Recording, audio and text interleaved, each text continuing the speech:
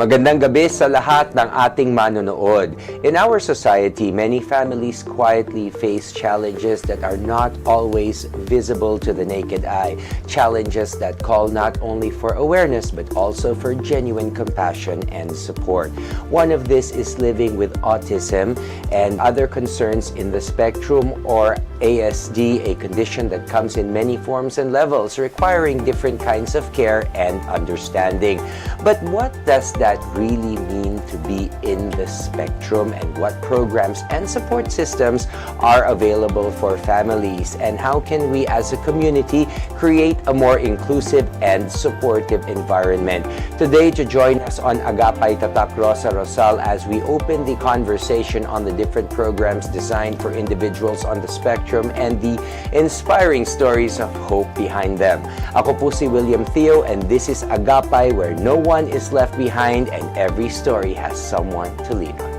Okay, and to help us better understand the different programs and support systems for individuals in the spectrum or who are inclusive, we are joined tonight by two dedicated advocates in the field of education and development.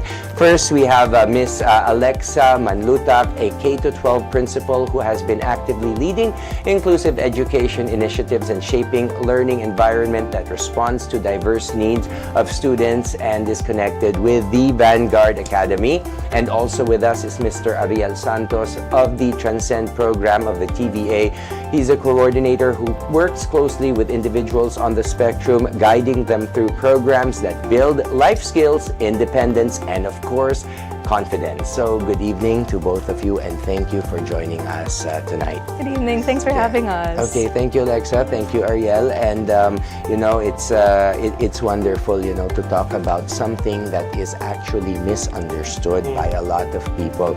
So I guess my first question would be, what does it mean to be inclusive? What is inclusivity?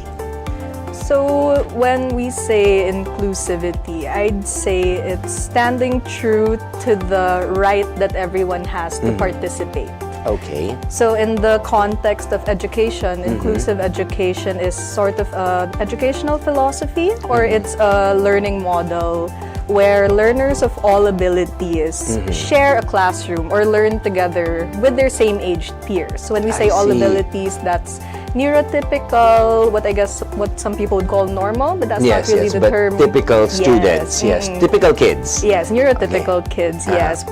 Work and learn alongside students with special needs. So those with, like you mentioned earlier, autism spectrum disorder, ADHD, and another. There are many, right? And some of them are not really visible to the naked eye. Yes, So definitely. even parents take a little while, because sometimes the borderline is very very narrow, Yes. actually, right?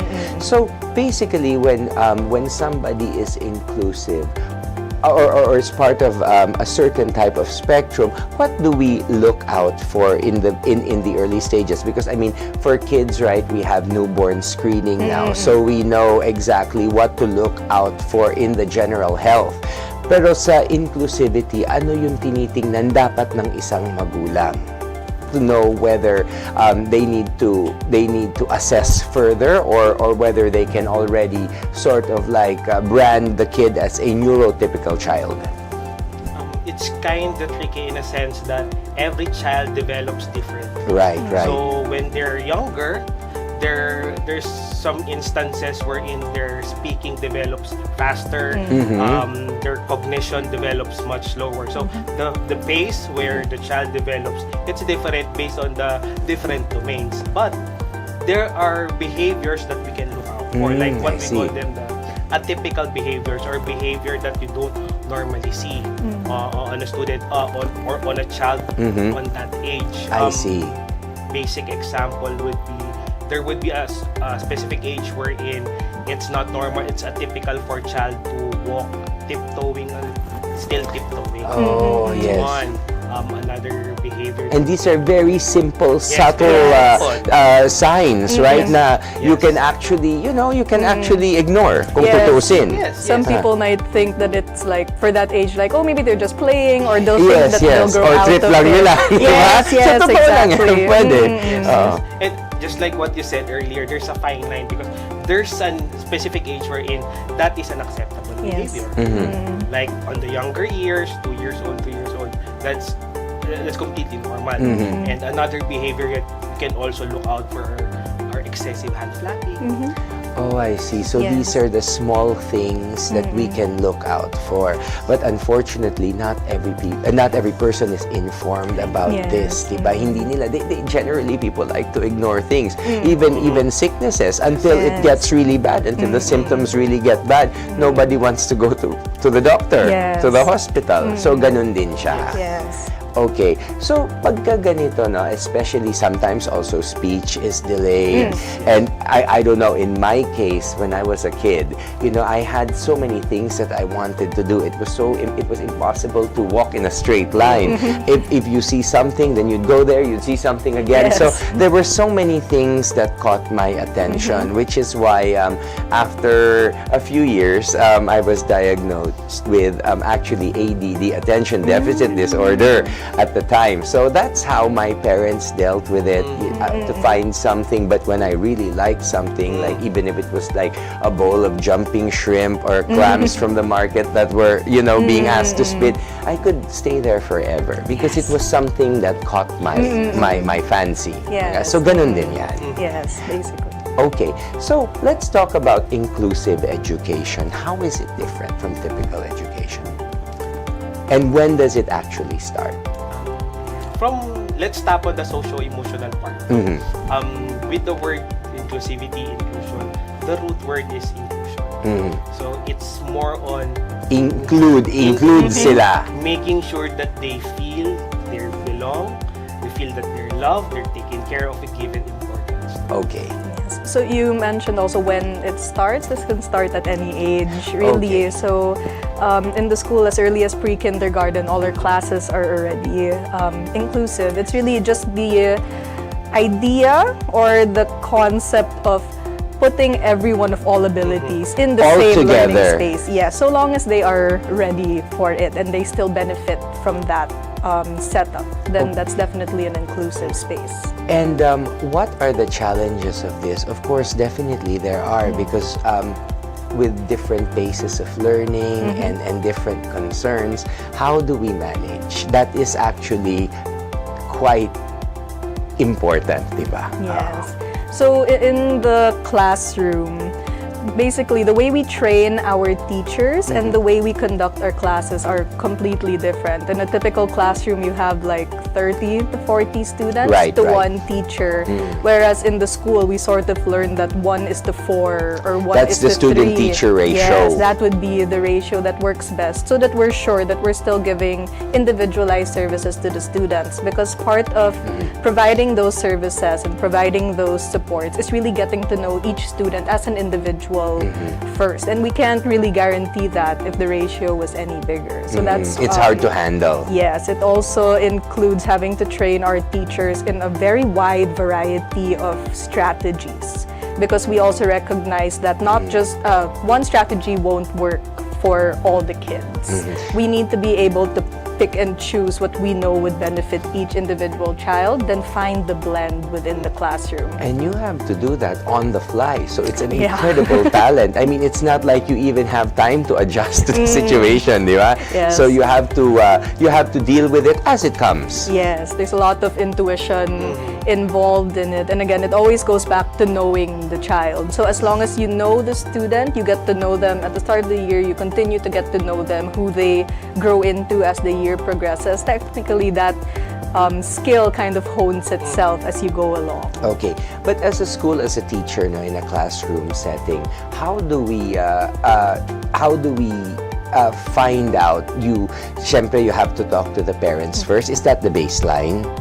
Kung ano sila sa bahay, ganon, to be able to para bang match, or do you do your own tests or your own assessment? So when a student is first interested, or if a family is interested in enrolling in the school, it always starts with speaking to the parents, getting to know the student through the parents. If they bring the student during the interview or anything like that, we talk to the child as well. Then when they get to the classroom, the teachers are usually the ones that get a more in-depth look. Prior to entering the classroom, they usually have like a one-on-one screening with one of our members of leadership. Then they're the ones who can say whether the student will focus on therapy first, or if the student's ready to be in the classroom. If it's in the classroom, is it a large group already of 5, or is it a smaller group of 3? I see. Yeah, so all those things, we have a system for it. But then once we get to the classroom, obviously there are things that we can't really get from one session, one hour screening. Right. So the teachers still work actively with the leadership, with the admissions department, to sort of talk about what additional supports the student may need, or what additional needs the student has that came out within the course of them staying in the classroom itself. Okay, so in other words, to put it, it's like if it's a menu, it's like an a la carte menu. Each student, is part of that. You cannot just necessarily group them all together. Yes. So if you have, let's say, ADD or ADHD, there's still differences between one child with ADHD and another child who has the same situation, right? Yes. Oh, okay. And how important is awareness and acceptance from the community when it comes to supporting this? Because that's what we're championing right now, right? Is to make communities, to include people in the spectrum, to be part of everyday life, which is, I know they can, because there are a couple of students who have kept their jobs for quite a while already, and who are thriving, and who even are more personable when it comes to knowing regular customers' wants and needs than actual others na makakalimutan nila, di ba? Yeah, and yun. So, and what are for parents, what are the challenges in the beginning? Because first, like you said, it's acceptance first. So the parents have to accept it. I think upon acceptance, the next step would be the openness for the programs, for the support. And once we are open with the support, it's easier for us to be consistent. Consistent in a sense that the support provided, the management, the teaching style that are done inside the classroom will also translate in the house, in the home, and also in the whole community. So there's a consistency in every context, in every environment. And that's where children with special needs really learn. Okay. When there's consistency and it is present in all contexts of their lives. Okay, and how do they adjust to this? Because we're putting, even if you say it's 1 to 4, right? It's still an adjustment to be with kids who hindi mo kilala. I used to dread the first day of school because I would like, I don't know anybody. Will I be bullied? Will they like me? And how will I put my best foot forward so I don't look like a geek or a nerd? I mean, so how do they adjust? Because it's quite challenging also to put people all together, right? But then I can see that it actually works. Yes, so the way that we sort of start the school year is very different. If in other schools they start with academics from the get-go, or like you review the curriculum for the year or anything, they usually do that at the beginning. For us, we focus on building the relationship with the child. So Kailangan for the trust. first, yes, Okay, exactly. that's very important. Yeah, so for the first 2 weeks, we do what is called pairing.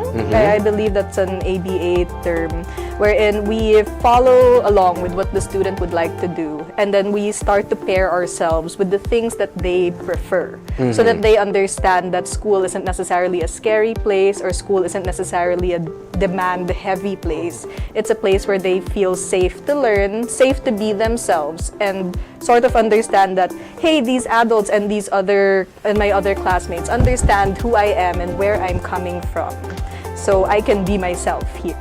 Okay, so it gets to be a place that they look forward to going to. Okay, that's nice. So understanding is the first step, but it shouldn't just stop there. For many families, the real challenge begins in finding the right support and guidance. So don't go away. Agapay Tatak Rosa Rosal will return after these short messages.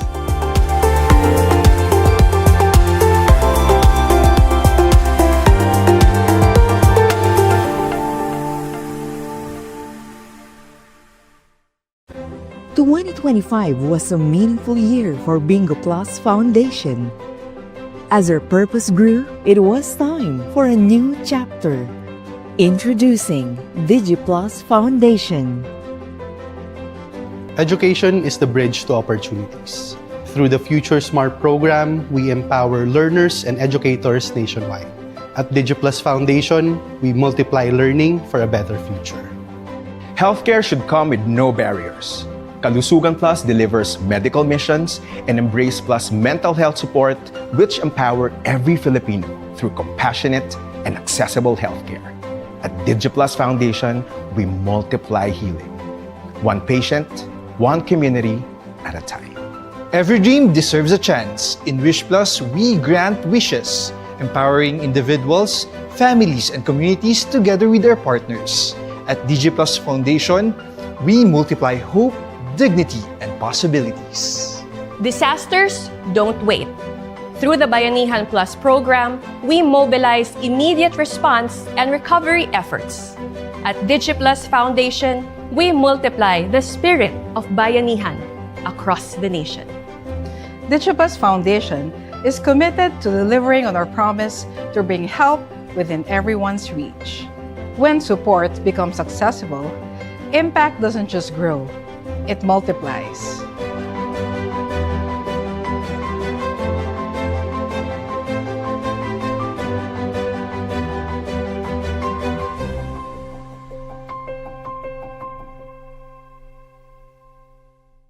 Madaling pa mag-cash in sa Bingo Plus?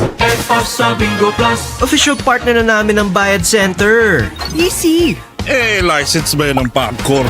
Sa Bingo Plus, Kaya responsible gaming lagi. ang fun! Gaming? Na may insurance? Sa Bingo Plus, Sa PhilFirst, insured ang wallet mo ng 1 million pesos. Safe nga! Talaga namang... sa Bingo Plus, Partnered with Bayad Center, licensed by PAGCOR, protected by PhilFirst. sa Bingo Plus. The best players succeed because they set boundaries. Every great athlete wins with control. Always have a game plan.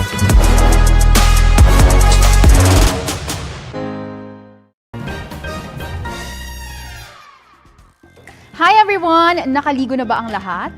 Charot! This is Nico Bernardo, one of your PCSO Lottery Draw hosts. At inaanyayahan po namin kayo na manood at sumuporta sa mga games ng PCSO. This is where everyday people gets the chance to win life-changing jackpot prizes and also can change the lives of other people. Dahil para po sa kaalaman ng lahat, part of the proceeds na ibinabayad natin sa bawat ticket ay inilalaan po natin yan sa PCSO charitable programs. Kaya it's a win-win situation dahil hindi ka lamang nananalo, nakatutulong ka pa sa kapwa natin nangangailangan. At syempre, mapapanood nyo po ng live at transparent ang ating mga lottery draws every 2 p.m., 5 p.m., and 9 p.m. Everyday po yan, Mondays to Sundays sa IBC 13, D8TV, and also you can watch us via online sa aming social media platforms. Don't forget to subscribe and follow us on our social media accounts, Facebook and YouTube on D8TV channels. Kaya ano pang hinihintay nyo, bili na ng mga tickets and tara na, let's play Lotto!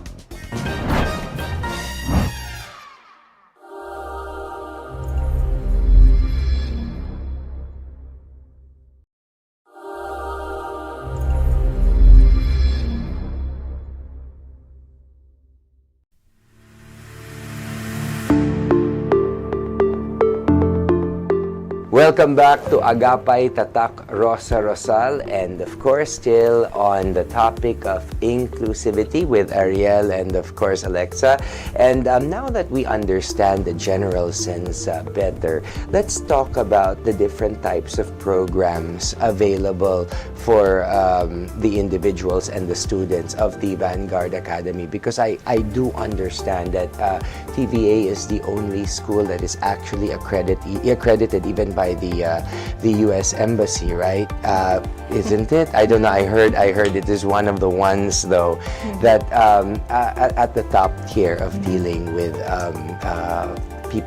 kids in the with special needs. So can you tell us a little bit about your programs? Okay, so Alexa as principal, yes, right? Yeah. We have a very diverse range of programs, but to me it's basically like any other school. We have our pre-kindergarten all the way to grade 12 classes. So all those classes are fully inclusive. In each class, we have students who fall under one or a combination of 3 curricula.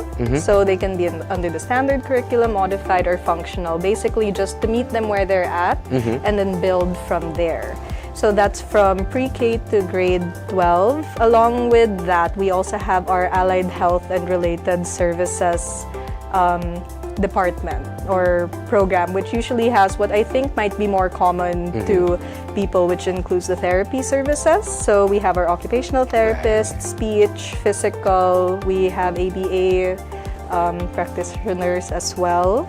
And we have there. So those 4. So those are instructional support services also, which are basically like after-school tutoring to focus on very And this works specific. together with the basic programs Yes. based on the needs of that particular child, Yes. right? So like I mentioned earlier, we have a screening process. And during the screening process, the members involved help identify what it is that the students need. Because we have to admit, even as teachers, we can't really do everything in the classroom. We need the help of the full village or the full community. To raise a child. Sabi nga nila, Exactly. it takes a village to raise a child. It just so happens in Vanguard, we're very fortunate to have a village that's sort of like a one-stop shop where you can come to school, get pulled out for therapy or have therapy after class. You don't need to go to a separate center or anything because we already have our in-house services for that. Okay, so each student can have a totally different schedule Yes. within the school. Yes, definitely. That's very nice. So it talagang addressed to the special needs not only of the situation but of the child itself. Yes, definitely. Galing. Okay, so that's where we get, this is the basic curriculum, but then we can recommend, okay, these are the therapies that we need to do, so we can include them. Yes. Okay, and this is my question actually, since we're talking about inclusivity, does the Vanguard Academy also have typical children? Yes, They do. definitely. Yes. So, dito pa lang sa school, we're already simulating an actual real community outside. Yes. Because even for us, many of our valedictorians, salutatorians growing up, iba kasi sa tunay na buhay. Right? I mean, you can perform so well in school. To be honest, I mean, be a straight A student, do very, very well. But once na pinakawalan sa tunay na mundo, when you're out on your own, then it's also different because that's where sinasabi nila diskarte comes in, di ba? So, dito pa lang sa school, we already do this together. So, you already see how they interact together. Yeah. Is it difficult? Incredibly, yes.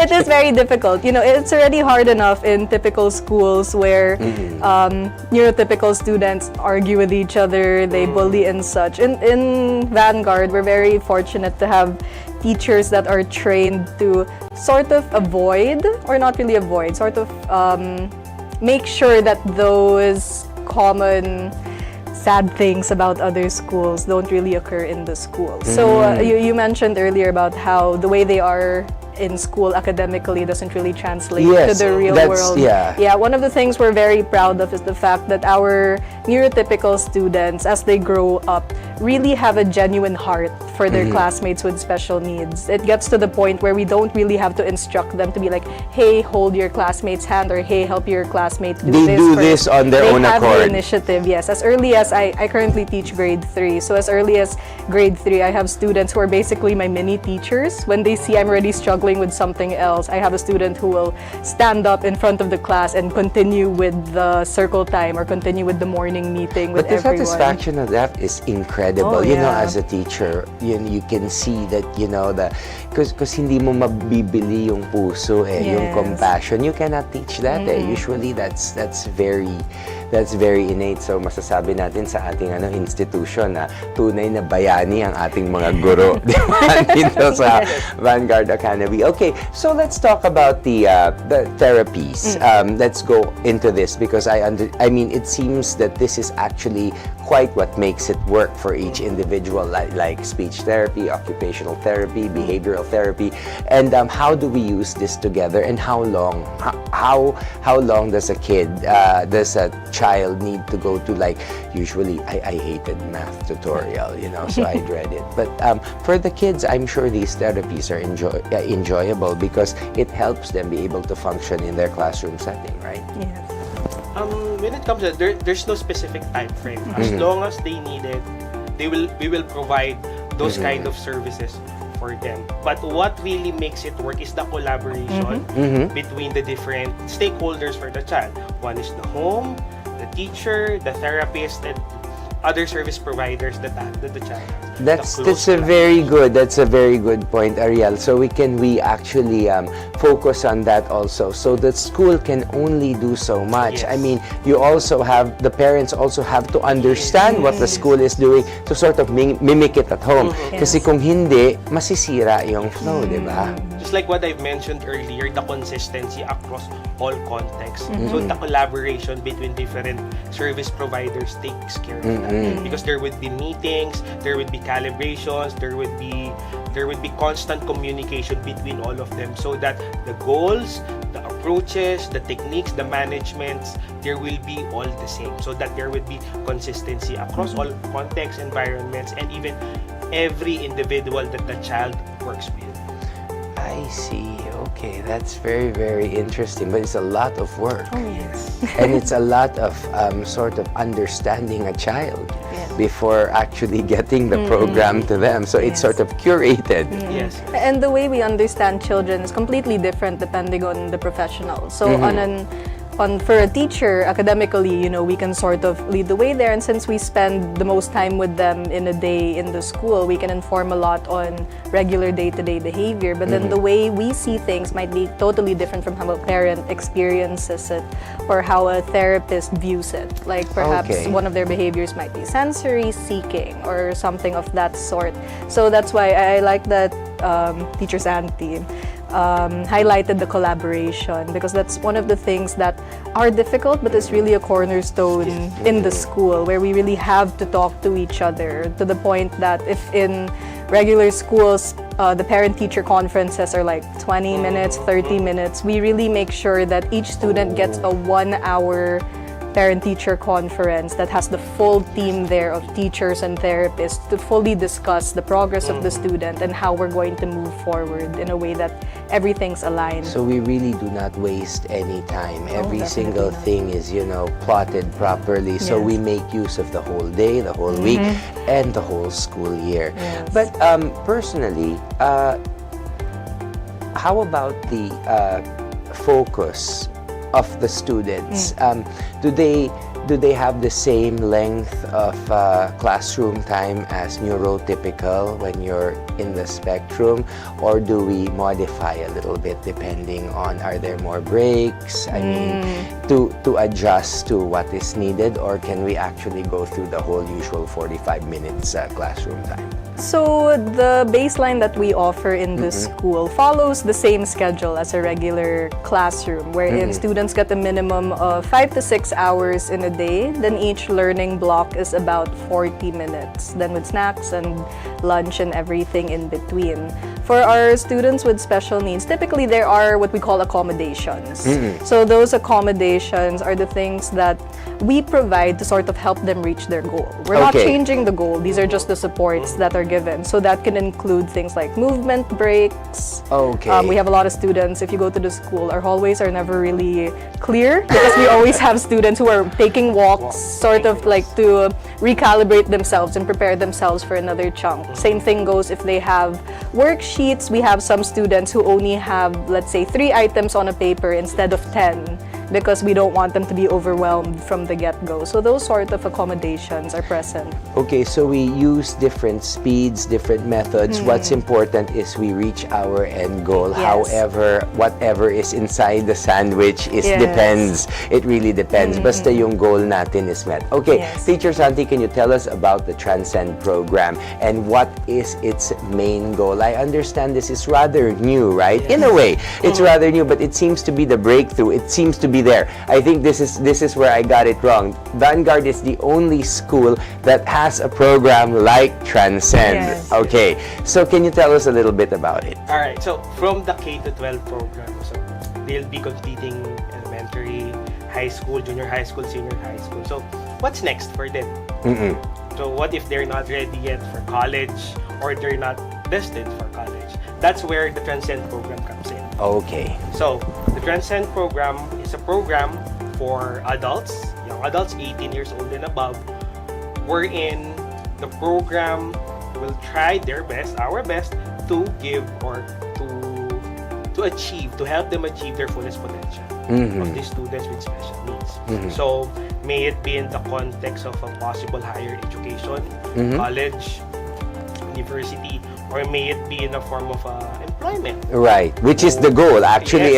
Whether you go to higher education or you don't, employment is the ultimate goal. But we also have maybe they will thrive in entrepreneurship, or maybe just they can have their independent or assisted living. So we provide them opportunities for them to succeed, to thrive, and achieve their fullest potential, regardless of which track or which path they would want to be in the future. Okay, since that is a handful, it's really, how do you do this? How can you tell us about how the program actually works? The program has 3 tracks. Okay. The education track, the employment track, and the entrepreneurship and assisted living track. So just like what Teacher Alexa mentioned earlier, we give premium to pairing, getting to know the student, building relationship with them, and that's what we do for the first part of the once they come into the Transcend program.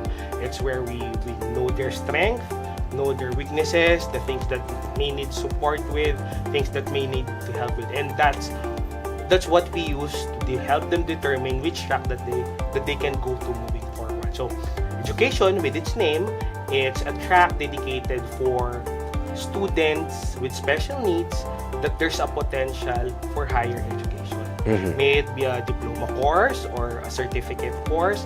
Just like you mentioned earlier, there are a lot of children with special needs that are good in arts, painting. We can put them in that track wherein he or she can get a certificate in arts, in music, whatever he or she is good at. Another track is the employment track. This is where this is the ultimate goal. Yes, Actually, this is the ultimate goal. Yes, we've partnered with different companies. The starting point here in the employment track is to put them in internships. Okay, yes. Just like what we mentioned earlier. That is the breakthrough. Because ang galing, because you have to actually talk to these different companies, diba, as a school, to get the kids to do the... Yes, and what's important there, just like what you mentioned earlier, the importance of real life experiences and us putting them out there with those real companies in the real working situations, in the real life, that's what really helps them. It builds their confidence, their self-esteem, their sense of self, the sense of belongingness. Not only that, it also helps foster an inclusive environment in the working community. Okay. Where they're deployed. So it's not only the student or the intern that benefits, but rather the whole system, even the existing system already, because it makes the world a better place to live in. Okay, marami pa tayong pag-uusapan. When we return, we'll talk about what happens beyond these programs, how families can provide support at home, and how important it is for individuals in the spectrum to be a part of everyday environment like schools, workplaces, and the community. And we'll also talk about a little bit about government support. So stay with us here on Agapay, Tatak Rosa Rosal. We will be back. Stay tuned.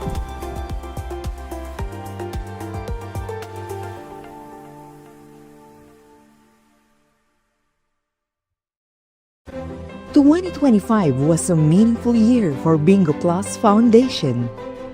As our purpose grew, it was time for a new chapter. Introducing DigiPlus Foundation. Education is the bridge to opportunities. Through the Future Smart program, we empower learners and educators nationwide. At DigiPlus Foundation, we multiply learning for a better future. Healthcare should come with no barriers. Kalusugan Plus delivers medical missions and Embrace Plus mental health support, which empower every Filipino through compassionate and accessible healthcare. At DigiPlus Foundation, we multiply healing. One patient, one community at a time. Every dream deserves a chance. In Wish Plus, we grant wishes, empowering individuals, families, and communities together with their partners. At DigiPlus Foundation, we multiply hope, dignity, and possibilities. Disasters don't wait. Through the Bayanihan Plus program, we mobilize immediate response and recovery efforts. At DigiPlus Foundation, we multiply the spirit of Bayanihan across the nation. DigiPlus Foundation is committed to delivering on our promise to bring help within everyone's reach. When support becomes accessible, impact doesn't just grow, it multiplies.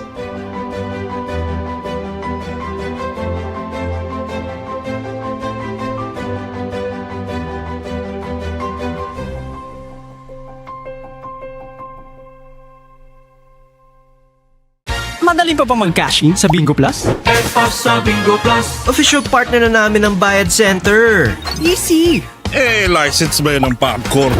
Sa Bingo Plus. Kaya responsible gaming lagi. Ang fun! Gaming? Na may insurance? Sa Bingo Plus. Sa PhilFirst, insured ang wallet mo ng 1 million pesos. Safe nga! Talaga namang... Sa Bingo Plus. Partnered with Bayad Center, licensed by PAGCOR, protected by PhilFirst. Sa Bingo Plus. The best players succeed because they set boundaries. Every great athlete wins with control. Always have a game plan.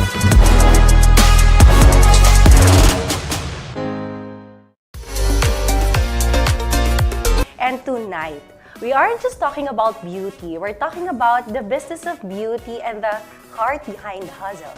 Our guest tonight is a powerhouse, a celebrity makeup artist, a semi-permanent tattooist, and the CEO of Monique Beauty Lounge, and of course, a new member of JCI Manilena, a new board member. Anyway, you wear so many hats, Monique, no? While I introduced you, you were a CEO, you are a board member, you're also a makeup artist, no?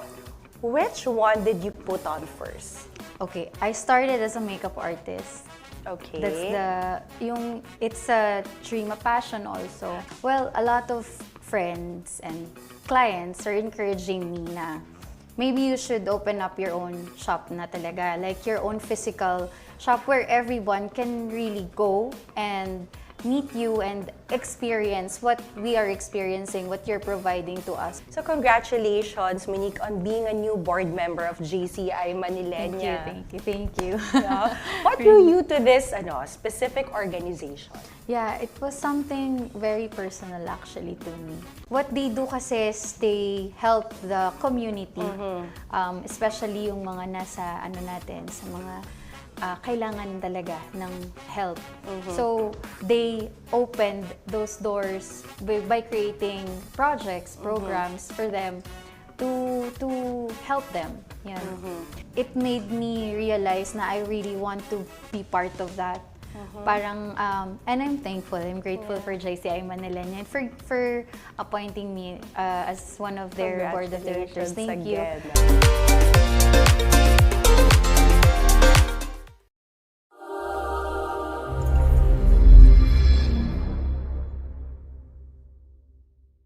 Welcome back to Agapay, Tatak Rosa Rosal, and still with Teacher Santi and of course Miss Alexa of the Vanguard Academy. So we were just talking a while ago about some of the internships and some of the programs and where the kids can work 18 years and above, right? Can you tell us some of the areas? I know restaurants is one of them. After restaurants, what other? Restaurants, cafes, office, like administrative jobs. We also have partner companies in the area of pet care, healthcare providers. Oh, okay. So basically, it's pretty diverse. Yes, it's pretty diverse.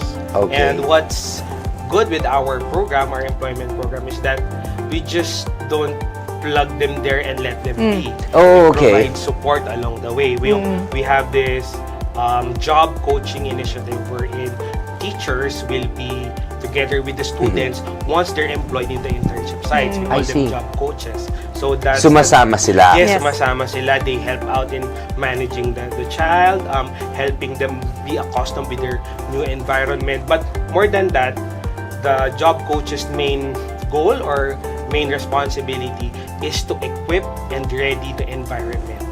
Not because readying, the training of the student, that happens in the hub, in the Transcend program, within the four corners of our classroom. But once they are out in the internship sites, that's the time wherein the job coaches prepare the environment, meaning their co-workers, their managers, and the people they work with or interact with within the work community. And I'm sure also it also helps the intern that there's a familiar face around in an unfamiliar environment. Okay, now let's talk about parents, because I think one of the greatest fear of parents is after all of this, right? Because it takes, like you said, it takes a village, and other than a village, it takes very special skills, a great a degree of compassion and understanding that sometimes is, probably endless. So with this, I'm glad that there is hope.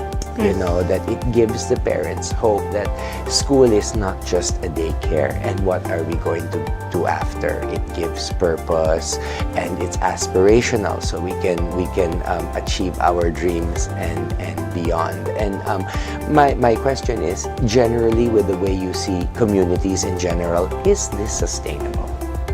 Is it sustainable? I mean, in the real world environment, are we still far from our goals?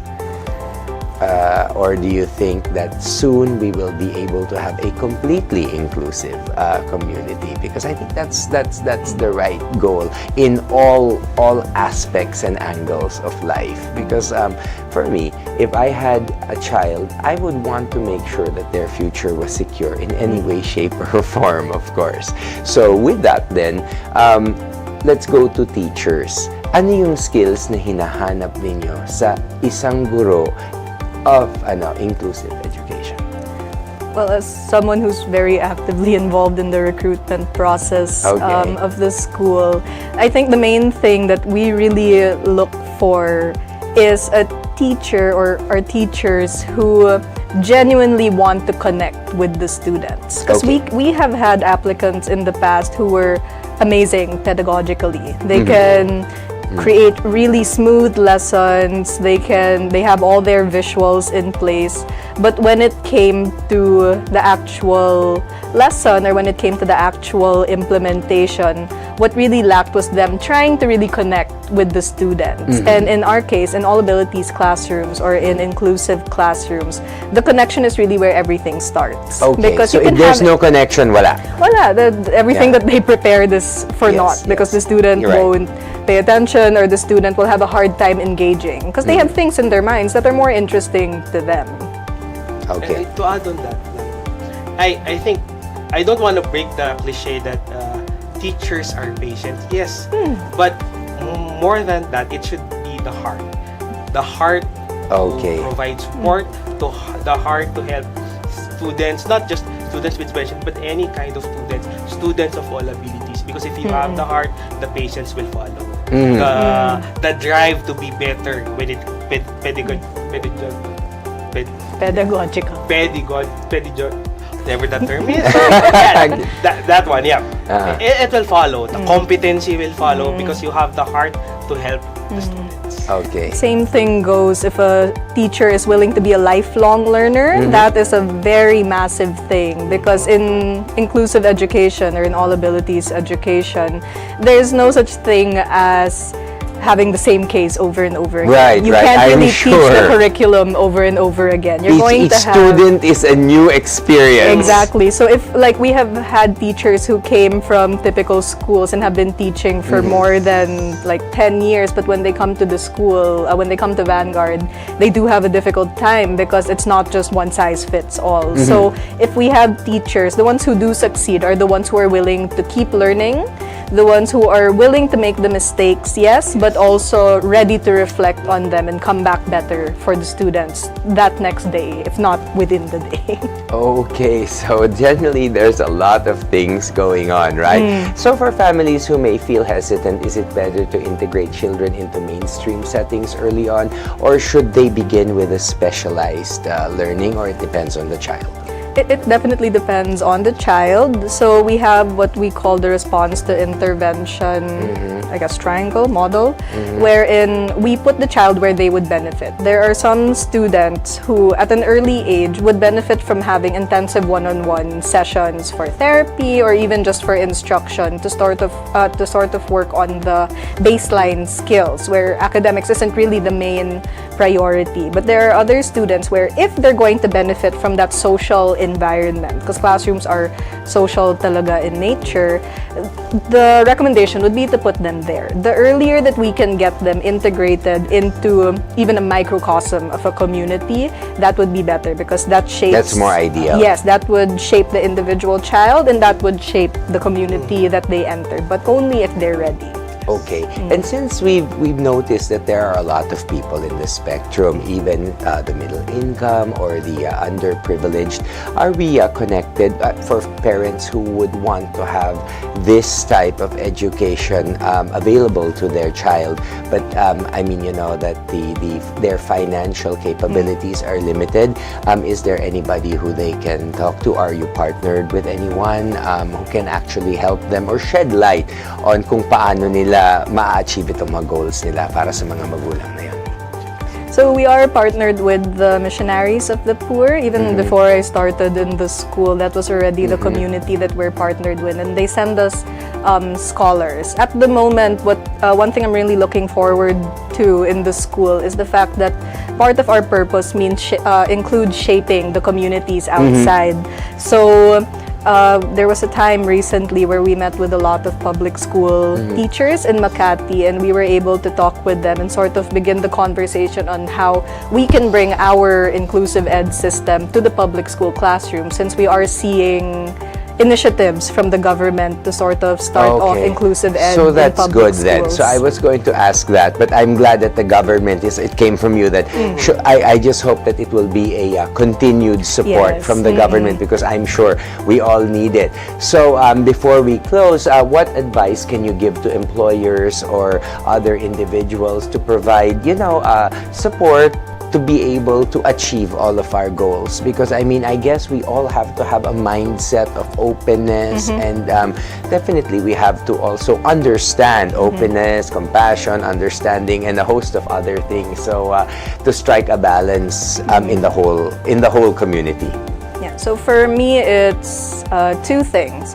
First of all, when we meet individuals with special needs, whether that be autism or ADHD, whatever it may be, it's good to remember that they are still individuals in themselves. They are, just because they have a diagnosis doesn't make them all that different from other people. It's the same way if I am good at writing, you're really great at speaking. Those are both abilities. Yes. And that is a diverse set, which leads to my second point, where abilities doesn't mean that neurotypical students or neurotypical people have all the abilities. We have to admit, as neurotypical people, that we also have our shortcomings. And it's that same perspective that we should have with kids with special needs, wherein not only are the kids with special needs benefiting from an inclusive classroom because they're with neurotypical people, but the neurotypical students are also benefiting from having their classmates with special needs there. So it's good for any employers or parents or teachers or any schools.